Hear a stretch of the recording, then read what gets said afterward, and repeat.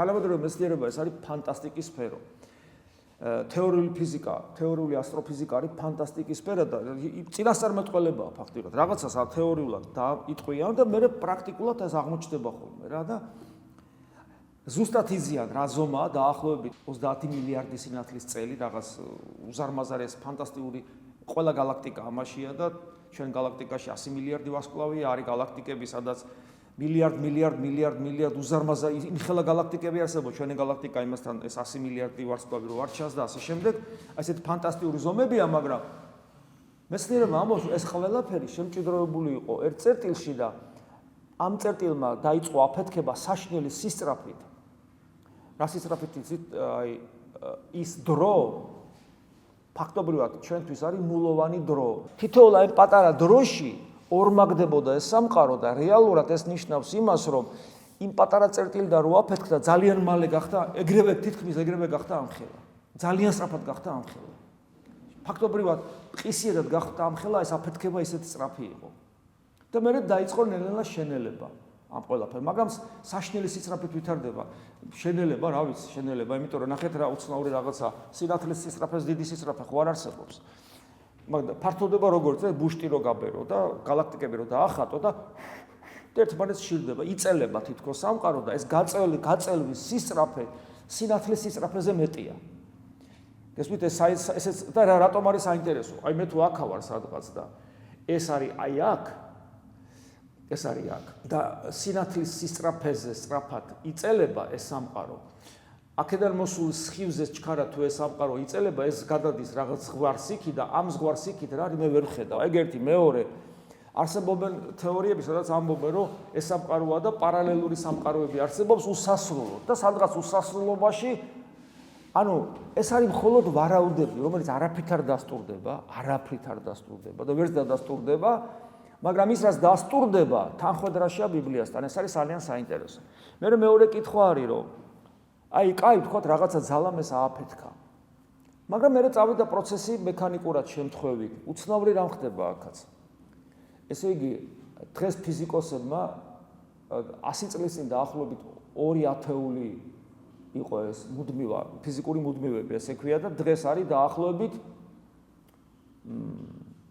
300-მდე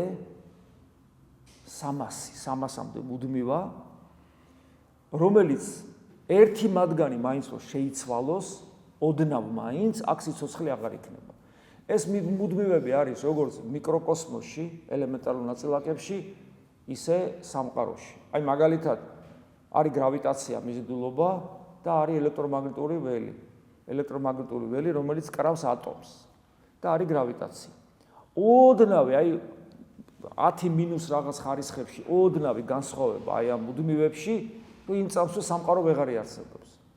ესეთი მუდმივები არის ძალიან ბევრი, რომელიც მაგალითად ბიოლოგიურ სიცოცხლესაც ეხება, დედამიწას ეხება. დედამიწა მაგალითად ტრიალებს ესე. დედამიწა რო ცოტა ესე ტრიალებდეს, ან ესე ტრიალებდეს ღერძზე, როგორც ზოგიერთი პლანეტა ტრიალებს, აქ სიცოცხლე აღარ იქნება. დედამიწა რო მზისგან ცოტა შორს იყოს, ან ახლოს სიცოცხლე აღარ იქნება. დედამიწა რო უფრო ჩქარა ტრიალებდეს, ან ნელა ტრიალებდეს, სიცოცხლე აღარ იქნება.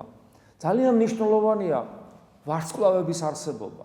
საინტერესოა ფიზიკოსებმა ეცერა უცნაური რაღაც დაამტკიცეს, რომ ის რო აფეთქდა, მერე ის თავიდან ეს აფეთქებული მასა იყო ერთგვაროვანი და იყო მარტივი მოლეკულები. მარტივი მოლეკულა არის წყალბადი, იცით და ჰელიუმი. ერთი ატომი აქვს და ერთი ელექტროობა აქვს და ესა და ჩვენ რო წარმოვიდგინო მარტო წყალბადის ატომები რო იყოს ჩვენ ვერ ვიარს ადამიანში რამდენი რამეა სიცოცხლეს რამდენი რამე ნახშირბადი ჭირდება და ჭირდება მძიმე ელემენტები იმისათვის რომ იარსებოს აი მაგალითად გულმა რო იარსებობს ჭირდება ორი ელემენტი აუცილებლად კალციუმი და მაგნიუმი კალციუმი განაპირობებს რომ გული შეიკუმშოს და მაგნიუმი განაპირობებს რომ გული გაიშალოს და თუ ადამიანის ცხოვრების სტილი ისეთია და ისეთი პრობლემები შეექმნა, რომ კალიუმისაგან თუ დაიცალა, უცებ რა ხდება, ესე გული ჩერდება და კვდება ადამიანი. ნახეთ, რამდენი ნიუანსი ეს ელემენტები საიდან დაგროვდა. და მეცნიერება ეს დაამტკიცეს. ეს ელემენტები გროვდება დიდი ვარსკვლავების აფეთქებებით. ეს აფეთქებები გამოტყორცნის, ესე იგი სინათლის სახით ამ ელემენტებს და მე ეს ელემენტები ელემენტები მოიზიდა მზემ და შემოვიდა დედამიწაზე და უცნაური რაღაც არის. ანუ ეს ვარსკვლავები, კონკრეტული ვარსკვლავები, კონკრეტული ტიპის ვარსკვლავები რო არ არსებობდეს, ეს აფეთქებები რო არ ყოფილიყო. უამრავი ნიუანსია. მე იმასაც კი იმაშებიან, თქვა, აკავშირებენ, იკვლევენ აი მიწისძვრების რაოდენობა, ვულკანური ამოფრქვევები. ძალიან ბევრი ნიუანსი, ეს არის ძალიან საინტერესო ინფორმაცია. ინტერნეტში ეს ყველა ინფორმაცია დევს, ვისაც ეს აინტერესებს, აღმოაჩენს, რომ თანამედროვე მეცნიერება 200-მდე ესეთ ფაქტს ასახელებს და ამბობს, რომ ერთი მათგანიც, რომ განსხვავებული იყოს, სიცოცხლე აღარ იარსებებდა და ის რომ ეს ყველაფერი შემთხვევით შეგროვდა ამდენი და დაალაგდა ამის შესაძლებლობა არის 10 რაღაც -40-მდე, თითქმის 10 -40-მდე ხარისხის ფაქტობრივად ნულოვანი ალბათობა ამის. ანუ ის კურდღელი უფრო მაგრად დაბეჭდავდა იმას, რა ქვია, ვეფხის ტყაოსანს, ვიდრე ეს ყველაფერი შემთხვევით იქნებოდა. ეხლა ეს მე ამით დავასრულებ დღევანდელი შეხვედრა თქვენთან და ეს ყველაფერი რატომ მოგიყევით?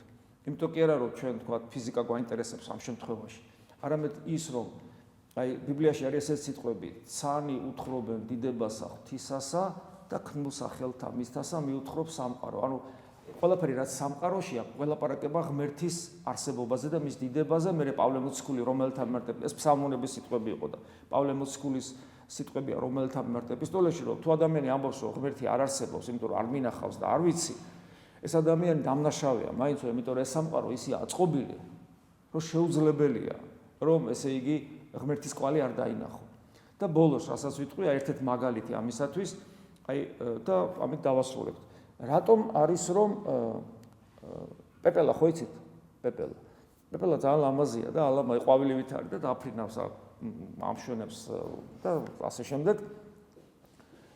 პეპელას წინ რა პერიოდი უსწრებდა ხო იცით? სანამ პეპელა გახდება, მანამდე რა არის პეპელა?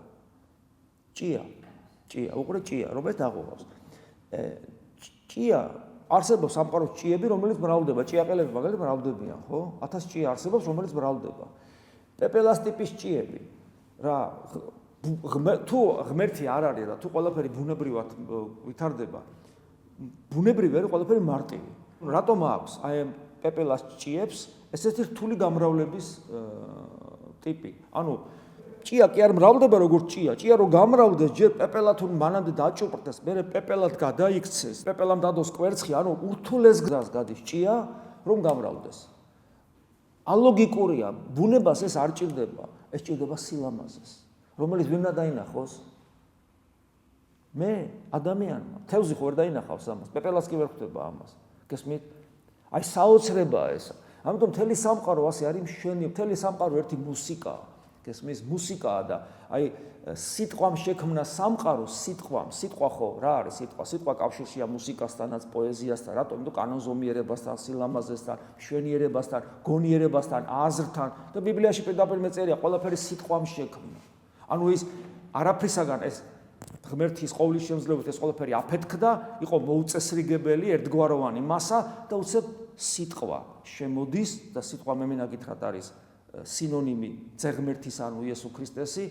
სიტყვა შემოდის და ეს სიტყვა აი ამ ქაოსს, რომელიც დიდი აფეთქების შედეგად არსებობს, ამ ქაოსს ჰარმონიულად, მუსიკალურად, პოეტურად, ანუ მშვენიერად და კანონზომიერად, ანუ გონივრულად აწესრიგებს და ქმნის არსებას შიგნით, რომელსაც შეუძლია მთელი ამ სამყაროს შემეცნება.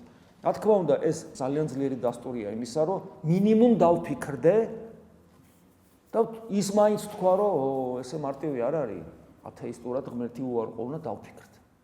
ამის ქვაბინოდა დღეს თქვენს. შემდეგ შეხვედრა.